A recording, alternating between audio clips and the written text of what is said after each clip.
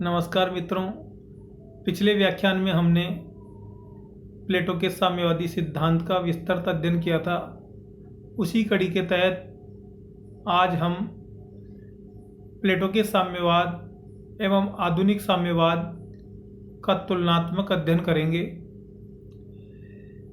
इन दोनों साम्यवाद व्यवस्थाओं की तुलनात्मक अध्ययन करने से पूर्व यह जानना आवश्यक है कि जहाँ एक और साम्यवाद नामक विचार, साम्यवाद नामक सिद्धांत का जनक प्लेटो को माना जाता है, वहीं दूसरी ओर आधुनिक साम्यवाद का जनक कार्ल मार्क्स को माना जाता है।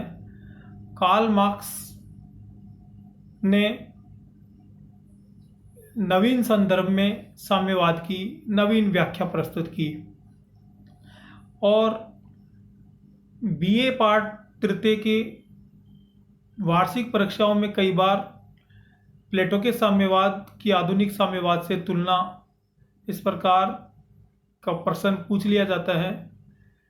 तो आपको इस बिंदु को समझना बहुत आवश्यक है। मैक्सी ने अपनी पुस्तक पॉलिटिकल फिलॉसफी में कहा कि प्लेटो साम्यवादी विचारों का मुख्य प्रेरणा स्रोत है तथा रिपब्लिक पुस्तक में सभी साम्यवादी एवं समाजवादी विचारों के बीज मिलते हैं। हम प्लेटो के साम्यवाद एवं आधुनिक साम्यवाद में निम्नलिखित समानताएं देख सकते हैं। हम प्लेटो के साम्यवाद और आधुनिक साम्यवाद की दो संदर्भों में व्याख्या करेंगे।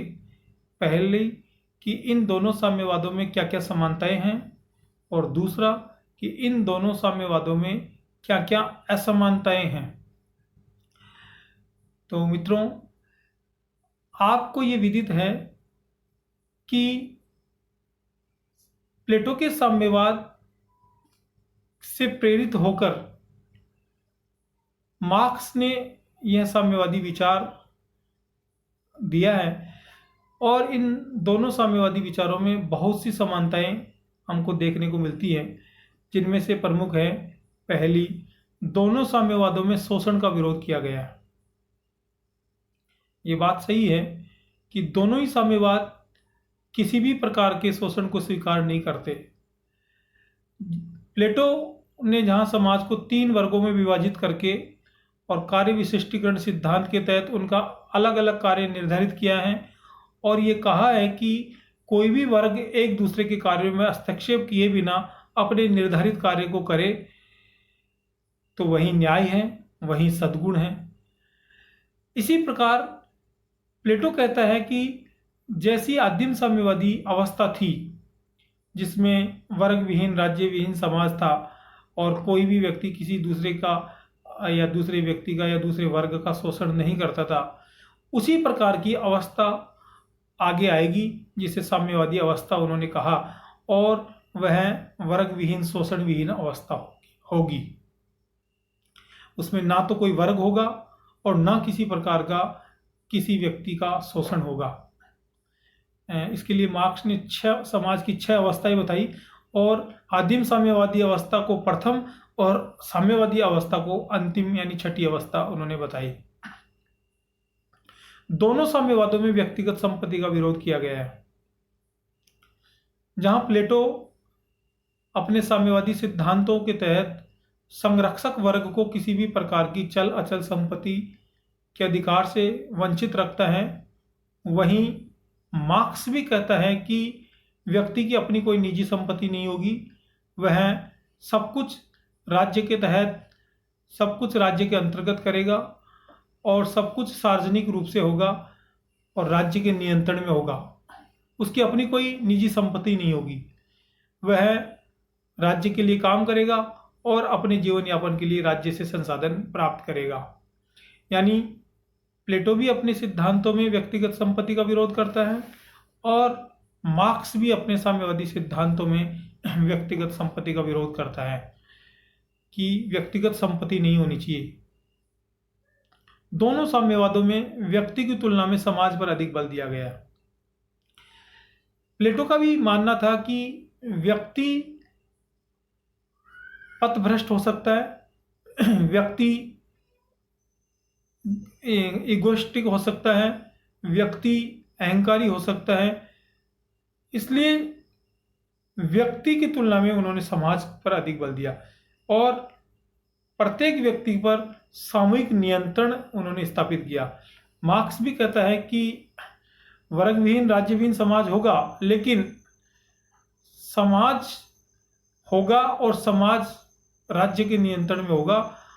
और एक अवस्था के बाद राज्य विहीन समाज की बात भी मार्क्स अपने सिद्धांतों में करता है कि वहाँ आत्म अनुशासन और आत्म नियंत्रण की बात फिर मार्क्स उस सिद्धांत में करता है। पर यहाँ प्लेटो एवं मार्क्स दोनों ही व्यक्ति की तुलना में समाज पर अधिक बल देते हैं। दोनों साम्यवाद अधिनायक तंत्र में विश्वास करते हैं। जहाँ प्लेटो अपने साम्यवाद में शीर्ष स्थान पर दार्शनिक राजा को स्थापित करता है और राज्य की संपूर्ण शक्तियां यानी सर्वे सर्वा दार्शनिक राजा को बनाता है, वहीं मार्क्स भी अपने साम्यवादी सिद्धांत में सर्वहारा वर्ग के अधिनायक तंत्र की बात करता है। वो ये कहता है कि कोई व्यक्ति तो अधिनायक नहीं होगा, किसी व्यक्ति के पास असीमित शक्तियां नहीं होगी, लेकिन एक सर्वहारा वर्ग होगा जो मजदूरों का, श्रमिकों का वर्ग होगा और बहुत विशाल, वो बहुत व्यापक वर्ग होगा। और सर्वहारा वर्ग के अधिनायकवाद की बात मार्क्स करता है और प्लेटो दार्शनिक राजा के अधिकार की बात करता है, दार्शनिक राजा की असीमित शक्तियों की बात करता है कि सब कुछ दार्शनिक राजा के नियंत्रण में होगा और दार्शनिक राजा की इच्छा के अनुसार होगा। यानी वो दार्शनिक राजा को टॉप पर विराजमान करता है। तो इस प्रकार ये कहा जा सकता है कि दोनों ही साम्यवादी व्यवस्थाओं में अधिनायक तंत्र की बात कही गई है और अधिनायक तंत्र यानी असीमित शक्तियां, चाहे वो किसी वर्ग को दी गई हो, चाहे किसी व्यक्ति को दी गई हो, असीमित शक्तियों की, अनियंत्रित शक्तियों की बात कही गई है और यह अधिनायक तंत्र का प्रतीक है। दोनों साम्यवाद स्त्री और पुरुष समानता में विश्वास करते हैं। जहां प्लेटो के साम्यवाद में महिलाओं को पुरुषों के समान शिक्षा, पुरुषों के समान न्याय, पुरुषों के समान आदर्श राज्य की ओर उन्मुख प्रशासनिक व्यवस्था में सहभागिता दी गई है, उसी प्रकार मार्क्स भी पुरुषों के समान स्त्रियों की समानता की बात करता है। वह हर स्थान पर, हर जगह स्त्री समानता की बात करता है और स्त्रियों के अधिकारों की बात करता है। वह किसी भी स्थान पर पुरुषों की तुलना में स्त्रियों को हीन नहीं मानता और स्त्रियों को अपने आवश्यक अधिकारों से वंचित नहीं करता। इसका मतलब ये है कि दोनों ही साम्यवादों में स्त्री पुरुष समानता की बात कही गई है और स्त्रियों को भी उतना ही महत्व दिया गया है जितना समाज में पुरुषों का महत्व है। कला एवं साहित्य पर राज्य के नियंत्रण का समर्थन। प्लेटो कला एवं साहित्य पर राज्य के नियंत्रण की बात करता है। प्लेटो कहता है कि ऐसी कला एवं साहित्य जो राज्य विरोधी हो, राज्य के लिए अहितकारी हो, उस पर राज्य का नियंत्रण होना आवश्यक है, वरना इस प्रकार की कला एवं साहित्य राज्य के लिए बहुत बड़ा खतरा उत्पन्न कर सकती हैं। वहीं मार्क्स भी राज्य नियंत्रित कला एवं साहित्य की बात करता है। मार्क्स कहता है कि अनियंत्रित कला, अनियंत्रित साहित्य और अनुपयोगी अपरिभाषित साहित्य एवं कला किसी भी शासन व्यवस्था को कभी भी नुकसान पहुंचा सकती है। यानी कला और साहित्य का सर्जन और कला और साहित्य का विकास तो होना चाहिए, लेकिन वह राज्य के नियंत्रण में होना चाहिए, उस पर राज्य का प्रभावी नियंत्रण होना चाहिए और राज्य के अंतर्गत ही कलाकारों का यथेष्ट सम्मान करके और राज्य के अनुसार, राज्य के हित में कला और साहित्य का विकास किया जाना चाहिए। ऐसा दोनों ही साम्यवादी विचारों में देखने को मिलता है। दोनों साम्यवादों में कर्तव्य पालन पर अधिक बल दिया गया। जहां प्लेटो अपने आदर्श राज्य में मानवीय आत्मा के गुणों के आधार पर समाज को 3 वर्गों में विभाजित करता है: दार्शनिक राजा, सैनिक, उत्पादक वर्ग। और इन तीनों वर्गों का अपना कार्य विभाजन भी करता है कि जहाँ दार्शनिक राजा शासन करने का कार्य करेगा, वहीं सैनिक राज्य की सुरक्षा से संबंधित कार्यों को देखेगा, और उत्पादक वर्ग पशुपालन, कृषि एवं उपरोक्त दोनों संरक्षक वर्गों की सेवा का काम करेगा। यानी प्रत्येक व्यक्ति अपने निर्धारित कार्य का निर्धारित समय में उचित तरीके से पालन करेगा।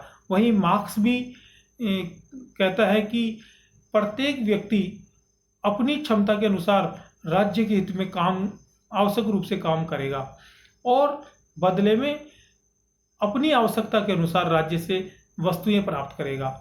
जैसे मान लो मेरी क्षमता 8 घंटे काम करने की है, तो मैं 8 घंटे अपनी इच्छा के अनुसार या राज्य द्वारा निर्धारित कोई काम करूं और मेरे आवश्यकताओं के अनुसार मैं वस्तुएं प्राप्त करूं, कि जैसे दोनों टाइम का भोजन, कपड़े, रहने के लिए एक सामान्य आवास, ये मैं राज्य से प्राप्त करूं।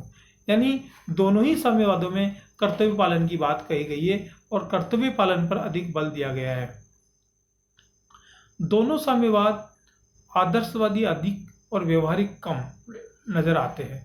ये बात भी बिल्कुल सही है, हालांकि यह इन साम्यवादों की आलोचना का बिंदु माना जा सकता है कि ये दोनों ही साम्यवाद, जहाँ प्लेटो के साम्यवाद की बात करते हैं, ये कल्पनावादी है, कल्पनाशील है। इसमें निगमनात्मक विधि का प्रयोग किया गया है कि पहले एक आदर्श राज्य की कल्पना की जाती है और फिर भांति भांति प्रकार के संसाधनों के माध्यम से उस आदर्श राज्य को स्थापित करने का प्रयास किया जाता है। लेकिन ऐसा होना संभव नहीं है, और ये बात प्लेटो ने एक उम्र के बाद में खुद महसूस की और उन्होंने अपनी अंतिम पुस्तक, संभवतः लगभग 80 वर्ष की अवस्था में लिखी अंतिम पुस्तक लोज में स्वयं ये स्वीकार किया कि आदर्श राज्य को स्थापित करना संभव नहीं है। इसलिए इस पुस्तक में उन्होंने उप आदर्श राज्य की बात कही।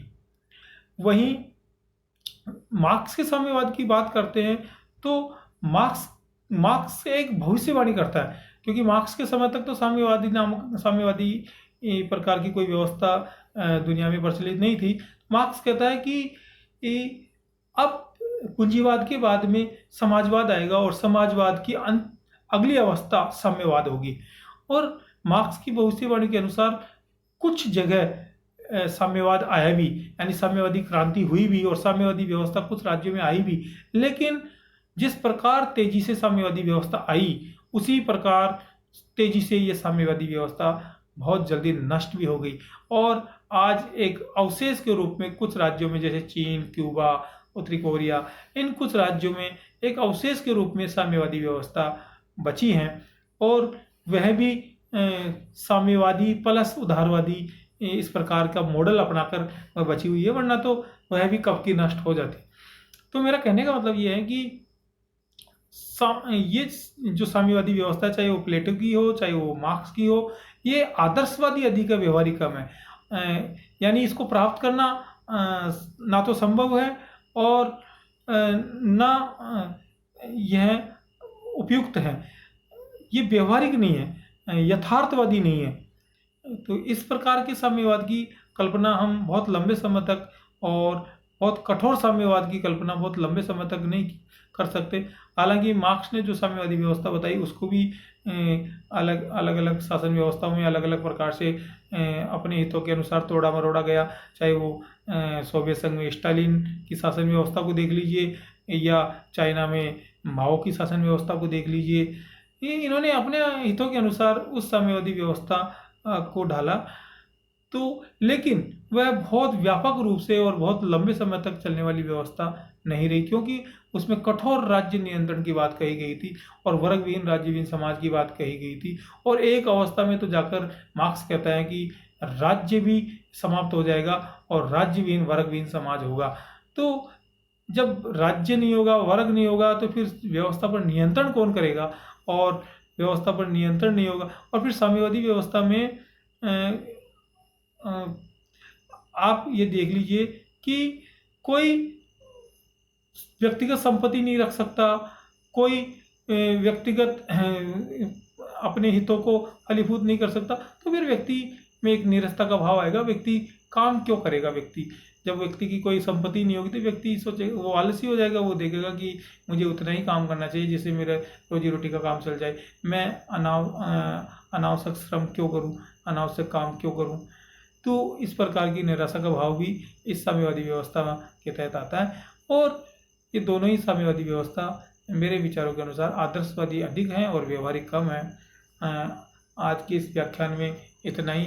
आपने इसको ध्यान से सुना, इसके लिए आप लोगों को बहुत बहुत धन्यवाद।